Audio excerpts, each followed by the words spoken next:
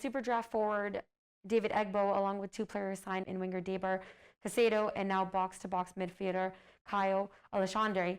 First off, what can fans expect from these three young players?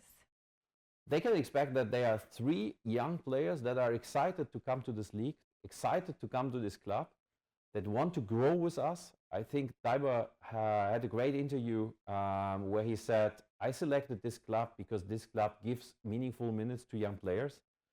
But in the same time, they are all very skilled. So we did a very hard process, scouting and recruitment, to look at them.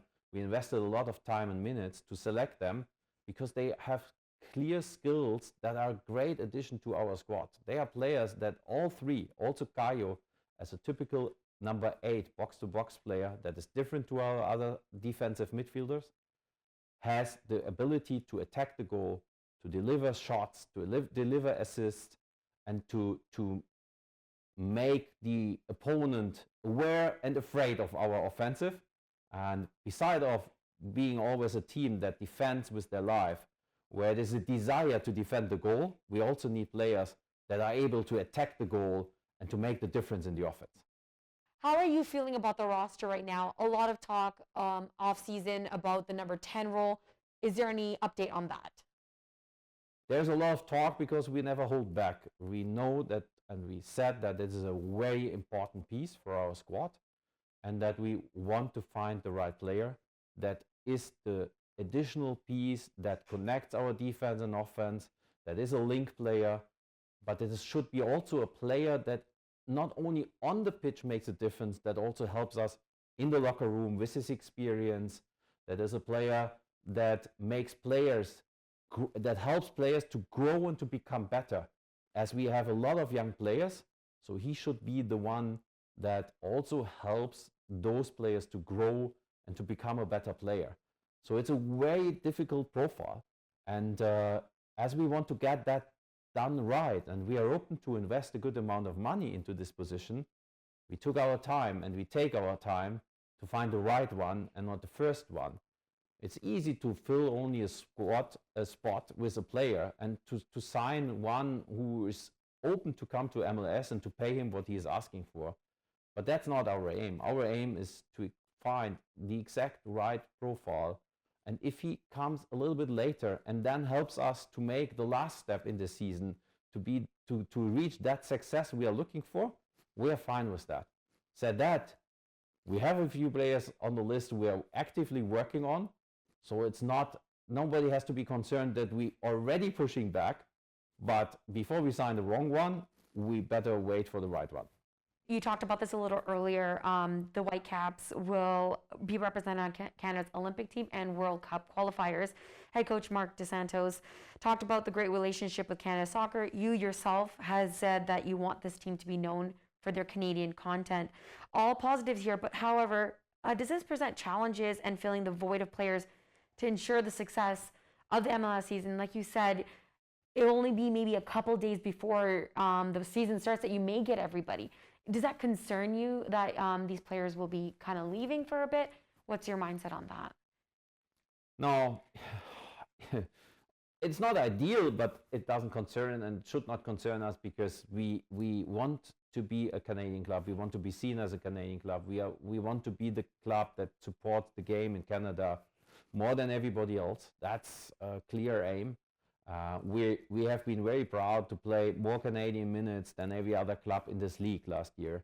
And we want to continue to develop young Canadian talent. So if you do all of that, you know that you are one of the biggest deliverer of players to the national team program, and that they will leave at some point. There are not always Olympic Games. This is a big chance for this country, for the game in this country, and for the players.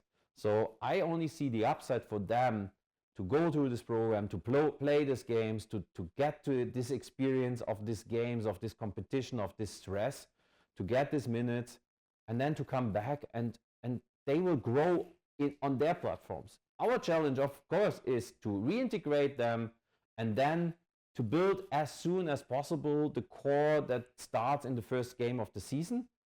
But you cannot have both. So I like the way it is, and we accept that.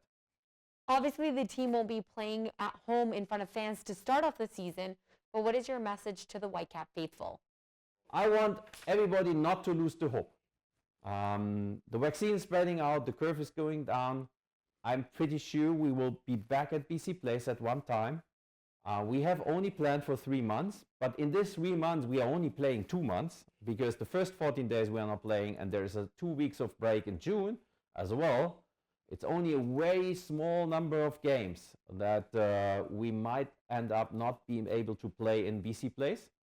I am stay optimistic that we will come back then, latest then, and then we will start to play here. And I think with the vaccine, also with the news of the new vaccine and the new vaccination program, I also remain optimistic that we will have fans back in the stands at a later point in this year, and then we will all celebrate. And so don't lose the hope. In the same time, we have done a lot of things, and we will connect with all our members, supporters soon to address to you how we want to stay connected, and we will deliver as a club the best possible connection in the time where we are south of the border. Last question. The club's mission is to unite and inspire our communities. What do you want to see? What do you want this to mean to the community? This means that football is not the biggest thing in the world, so we always should keep that in mind. There are much bigger and more important things than football.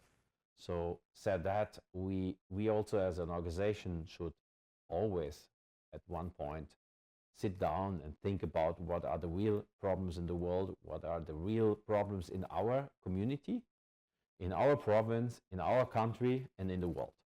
And said that, we are also as an organization focusing on supporting our community first and our province and our country. And then we are also working on a lot of things there. We are hiring additional people. We are working on initiatives. We have built a schedule for this year that is only related to that. Our Whitecaps schedule that we are just now building as an organization has nothing to do with football games. That's the MLS schedule. And of course, that's the heart of our club, the game. But we, as an organization ourselves, want to set the tone, and we want to connect with our community, we want to support our community, and we always want to play an important role as a voice and a supporter for the real problems in our community and in the world. Thank you so much for sitting down with us in that hot seat and answering all these questions for us. Thank you very much. Well, good Very luck. welcome to the club. Thank you so much, and can't wait for the season to kick off. Yeah, me too. Thank you.